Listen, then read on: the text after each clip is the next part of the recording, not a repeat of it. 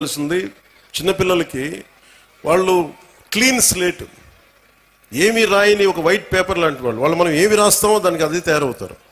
So ఇంట్లో పెద్దలు కూడా మీరు అనుక్షణం చూస్తూ ఉండాలి. మీరు కేవలం మన వరకే ఆలోచిస్తే, మన కులం మన ప్రాంతం ఇక్కడి దాకా ఆలోచిస్తే పిల్లలు కూడా అదే స్థాయిలో ఉంటారు. మీరు ఇవ్వాల్సింది వేమన లాంటి మహానుభావుడు పుట్టిన నేల ఇది. ఆయన సంస్కారాన్ని కూడా బిడ్డలకి నేర్పించాల్సిన అవసరం ఉంది. అది పాఠాల్లో ఎలాగ ఉన్నాయి, కొంత స్కూల్స్లో మీరు ఇళ్లలో కూడా ఆ విలువలు కొంత పాటించేలా మీరు ముందుకు తీసుకెళ్ళాలని మనస్ఫూర్తిగా కోరుకుంటున్నాను.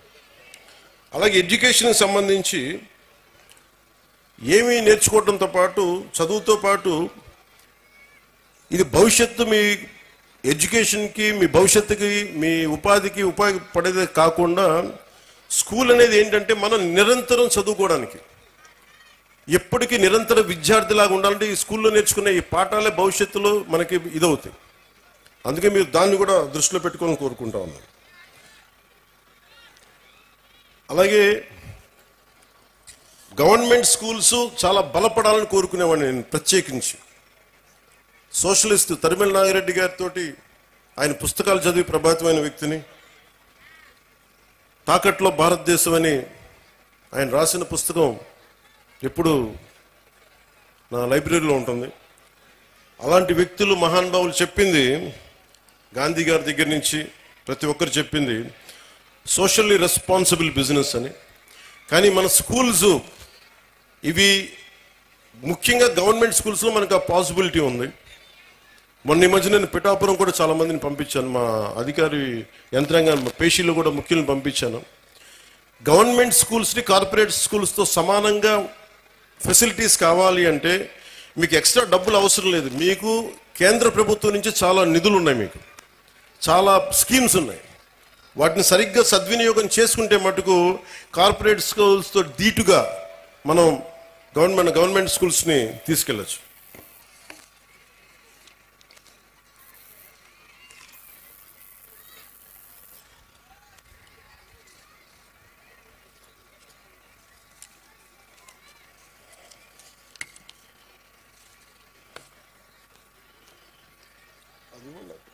కలెక్టర్ గారు తెచ్చారు.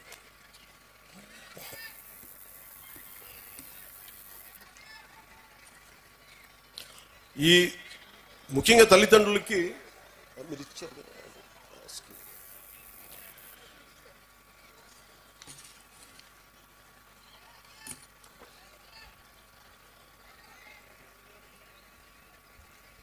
ఇది కేంద్రం వాళ్ళ నిర్దేశకత్వంలో ఉంది. ఇది చాలా రీసెర్చ్ చేసి 21st సెంచరీకి పిల్లల్ని ఎలా తయారు చేయాలనేది ఈ ప్రోగ్రెస్ కార్డ్ కేవలం చదువులకు సంబంధించే కాదు. ఇది వాళ్ళకి భావ వ్యక్తీకరణ నైపుణ్యాలంటే మీరు ఎలా మాట్లాడాలి, మీ కమ్యూనికేషన్ స్కిల్స్, ఒకసారి మీ భాషను చెప్పుకోవాలనుకున్న, మీ బాధల్ని చెప్పుకోవాలనుకున్న, మీ భావాల్ని పంచుకోవాలనుకున్న ఆ పిల్లలకి స్కిల్స్ ఉన్నాయా లేదా అనే దాన్ని కూడా అంశం తీసుకునేది.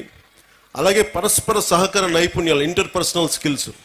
ఒక్కోసారి మనం 10 మంది కలిసి మన బిడ్డ 10 మందిలోకి వెళ్తే ఎలా నడుచుకోవాలి, ఏంటి చేస్తాడు అనేది కూడా ఇంటర్పర్సనల్ స్కిల్స్ని అసెస్ చేస్తాయి. అలాగే నాయకత్వపు లక్షణాలు, మీరు చాలామంది అక్కడ కూర్చొని చూస్తే చాలామంది స్టూడెంట్స్ కొంత బాధ్యత తీసుకున్నారు, వాళ్ళ లీడర్షిప్ స్కిల్స్ పెరిగేవి. అలాగే లాజికల్ థింకింగ్, ఈ విధంగా వెళ్తే మనకి ఏం జరుగుద్ది, ఒక తార్కికంగా, ఒక రేషనల్గా ఉండేలాగా ఈ లాజికల్ థింకింగ్. సాధారణ కేవలం మన చదువులే కాదు, అన్ని అంశాలపైన సంపూర్ణ అవగాహన ఎలా ఉంది. అలాగే పర్యావరణ అవగాహన, ముఖ్యంగా మనకి నీటి సమస్యలు కానీ, ప్రకృతి మనకి పర్యావరణ సమస్యలు కానీ, వీటి మీద అవగాహన కల్పించేది. అలాగే NCC NSS scouts and guides, అది దాని మీద అవగాహన. అలాగే పిల్లల్లో ఏ విధంగా వీళ్ళు ఎలాంటి మనకి స్పోర్ట్స్లో రాణిస్తున్నారు, అలాగే